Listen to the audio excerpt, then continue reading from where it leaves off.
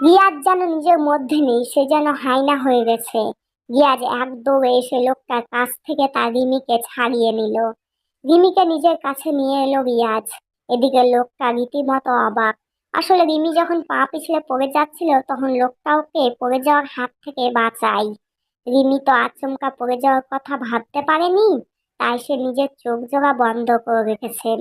যখন রিমি লোকটার কাছে ছিল তখন সে খেয়াল করেনি তাকে পড়ে যাওয়া থেকে কে বাঁচিয়েছে। লোকটা অনেকক্ষণ পর্যন্ত তাকে ধরে রেখেছিল। ঠিক সেই মুহূর্তে রিয়াজ এসে এই সিচুয়েশন দেখে। আগে কি হয়েছে সেটা সে দেখেনি। Riyaz, how dare you touch her, তো এত বড় সাহস, তুই আমার জিনিসে হাত দিস? লোকটাকে উদ্দেশ্য করে বলল। লোকটা কিছুটা ভয় পেল। আমতা আমতা করে কিছু বলার আগেই রিয়াজ, তুই থামবি, এটা বলে সে মারতে শুরু করলো লোকটাকে। এদিকে রিমি তো কিছুই বুঝতে পারছে না কি হচ্ছে তার সামনে। আর এই লোকটা কে, কি এমন করলো তিনি? লোকটা তো তাকে পড়ে যাওয়ার হাত থেকে বাঁচালো। লোকটা, স্যার আমার কথা শুনুন, আমি তো উনাকে পড়ে যাওয়ার হাত থেকে বাঁচালাম, ইচ্ছে করে উনাকে ধরিনি, দয়া করে আমার কথা শুনুন। রিয়াজ, ইচ্ছা বা অনিচ্ছুক কিছু না, তুই ওকে ধরলি কেন? রিয়াজ মেরেই যাচ্ছে লোকটাকে। এদিকে রিমির ভালো লাগছে না বিষয়টি। যাই হোক, লোকটা তার উপকার করেছে আর বিনিময়ে লোকটাকে এই হাইনাটা মারছে। রিমি রিয়াজকে আজকে বাধা দিতে লাগলো, কিন্তু রিয়াজ এসব তোয়াক্কা করছে না। রিমি জোরে চিল্লানো শুরু করলো। Rimi, I say stop this, I can not tolerate anymore. Riyaz এবার কিছুটা সামনে নিল নিজেকে। রিয়াজের লাল চোখ রিমির চোখে পড়ল। রিয়াজ, এখান থেকে যাও, বিষয়টা আমি দেখছি। রিমি, বিষয়টি যেহেতু আমাকে নিয়ে তাই আমি যাব না। এই ছোট বিষয় নিয়ে এমন কেউ করে? আপনি কি অবুঝ, পাগল আপনি? আমি পড়ে যাচ্ছিলাম তাই তো লোকটা আমাকে টাচ করলো, আর আপনি না জেনে শুনে এভাবে উপকারীর প্রতিদান দিলেন। লোকটা এই সুযোগে ওখান থেকে পালালো। পালানোর সময় দেখে নিল রিয়াজকে লোকটি। এই অপমানের বদলা আমি নিব, আর এই মেয়েটাকে আমার বানিয়ে ছাড়বো।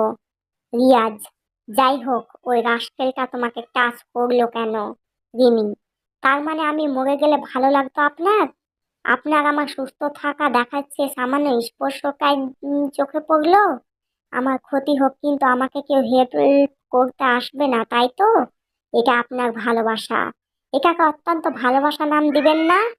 রিয়াজ জোরে একটা কাঁচের দেওয়ালে লাথি মেরে বলল, এখন কি তোমার কাছ থেকে ভালোবাসা শিখতে হবে? তোমার আমার ভালোবাসার প্রতি সন্দেহ আছে? তোমাকে অন্য লোক স্পর্শ করবে সেটা আমি দাঁড়িয়ে দেখবো? যাই হোক না কেন, তোমাকে আমি ছাড়া অন্য কেউ টাচ তো দূরের কথা দেখতেও পারবে না। চিলিয়ে বলল রিয়াজ। রিমি, আপনি কে বলুন তো? আমার উপর আপনার কিসের অধিকার? আমি তো আপনাকে চিনি না, জানি না। আপনি একটা ক্রিমিনাল আমার কাছে। আমার বাবার কাছ থেকে টাকা আদায়ের জন্য আমাকে ধরে রেখেছেন। আপনি মনে করেন আপনার মতলব আমি বুঝি না? রিয়াজ, চুপ করো বলছি, অনেক বলছো আর একটা কথাও না। তোমার বাবার টাকায় আমি থুথু দিই। তোমাকে আমি ভালোবাসি তাই এখানে এনেছি। আর তোমার উপর আমার অধিকার সবচাইতে বেশি। আর একটা কথা নয়, চুপচাপ রুমে যাও, নইলে। চোখ লাল করে রিয়াজ কথাটা বলল। রিমির ধৈর্য ভেঙে গেছে। রিমি, নইলে কি করবেন? মারবেন, কাটবেন, নাকি হাইনার মতো আমাকে রেপ করবেন?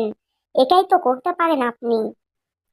রিয়াজ এবার এক ঝটকায় রিমির হাত ধরে রুমে নিয়ে গেল। অনেক হয়েছে, এবার তোমার থামার পালা। আর আমি তোমার কে সেটা আজকেই জানতে পারবে। এই বলে রিয়াজ রিমির চুলের মুঠি ধরল। রিমি ধাক্কা দিয়ে রিয়াজকে ফেলে দিল। রিয়াজের রাগ এবার চরম পর্যায়ে।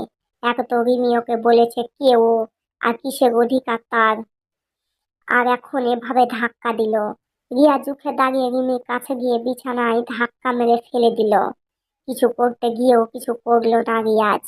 রিয়াজ, আমার ভালোবাসাকে টাকা আদৌকে রেপ নাম দেওয়া? Just wait dear. এটা বলে চলে গেল রুম থেকে রিয়াজ। রিমি, হাইনাটাকে রাগিয়ে দিলাম না তো? আজ কাজটা ঠিক হয়নি। এখন যদি আমাকে, হঠাৎ কিছু আওয়াজ পেল রিমি, জিনিসপত্র ভাঙ্গা শব্দ, পুরো বাড়ি যেন ভাঙচুর করছে কেউ। হঠাৎ তার রুম থেকে বিকট আওয়াজ এলো। আওয়াজটা রিমি রুমের দরজার মধ্যে হলো। রিমি বেড থেকে উঠে বসলো। রিয়াজ একটা হকি স্টিক দিয়ে রিমির রুমের দরজায় বাড়ি দিল। রিমি ভয়ে চিৎকার করে উঠল। রিয়াজ রিমির কাছাকাছি এলো। তারপর, রিয়াজ, তুমি বলেছিলে না কিসের অধিকার?